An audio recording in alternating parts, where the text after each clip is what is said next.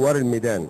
احنا في الميدان من زمان، وانا شايف النهارده لو الناس اللي هناك بدات تتكلم بصوره مختلفه عن الاولانيه، والمجموعه البشريه اللي موجوده هناك بقت مختلفه عن المجموعه اللي قامت في الثوره، وبقى النهارده بيقولوا مثلا مش عاوزين الجيش.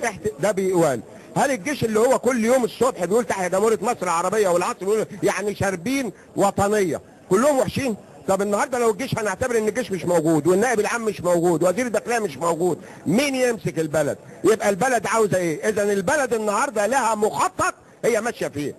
تونس مشيت ومالهاش رئيس، العراق مشيت ومالهاش رئيس، مصر مشيت ومالهاش رئيس، ليبيا هتمشي وما فيهاش رئيس، سوريا هينزل منها الرئيس. يعني احنا كلنا هنعيش في فوضى.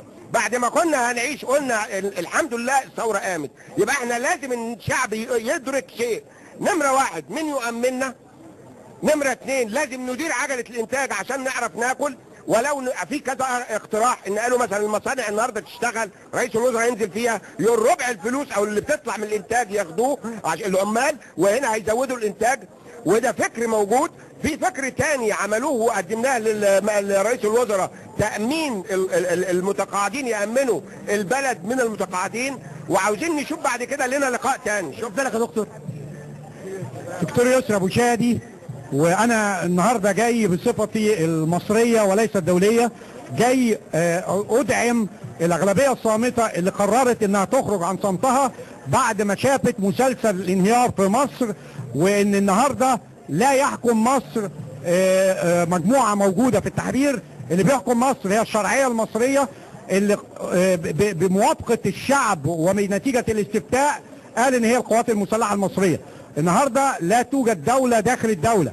النهارده انا جاي عشان نقف مع الاغلبيه اللي عايزه ان المسلسل الانهيار يقف، واللي عايزه بتطلب من القوات المسلحه انها تتحرك بشكل حازم، وتعرف ان الاغلبيه العظمى من الشعب المصري معاها، وانها تقف ضد مخططات بعض الساسه اللي بقالهم 40 سنه موجودين بره، واللي جايين لي النهارده عايزين يركبوا على الموجه باجنده اجنبيه. النهارده كل المخطط ده لازم يقف، وهي البدايه ان شاء الله تكون النهارده. وبالنسبه لك؟ انا راجل مهندس صاحب شركه وشغال تبع السياحه، وعمري ما نزلت ميدان تحرير ولا اشتركت في اي مظاهره، وجاي هنا لما سمعت فئه صامته. انا برضو من الفئه الصامته ديت اللي ما بتتكلمش، وحالي واقف وعندي مرتبات عمال ومش عارف اعمل ايه، وجاي علشان قرارات المجلس العسكري لازم تحترم. المجلس العسكري هو امين على البلد، وهو درس في الكليات معنى ايه مصر، يبقى لازم قراراته تحترم. بالنسبه لك؟ مش امنا عليه يعني. الجيش والشرطه والقضاء والشعب خط احمر. اللواء سيادة اللواء الفنجري قوي مش عاجبهم، وعصام شرف الدكتور عصام شرف مش عاجبهم، لا الطيب عاجبهم ولا القوي عاجبهم. احنا عايزين الجيش يحمينا ويقف معانا هو والشرطة والقضاء. احنا النهارده جايين علشان لينا مطالب محدده.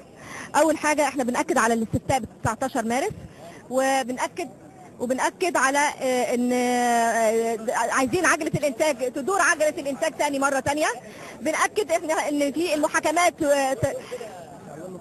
تكون محاكمات بدون اي ضغط من الرأي العام، وان نعرف مين الشهداء اللي استشهدوا واماكن استشهادهم حتى نقدر نحدد مين الذي يستحق التكريم ومين الذي يستحق التجريم.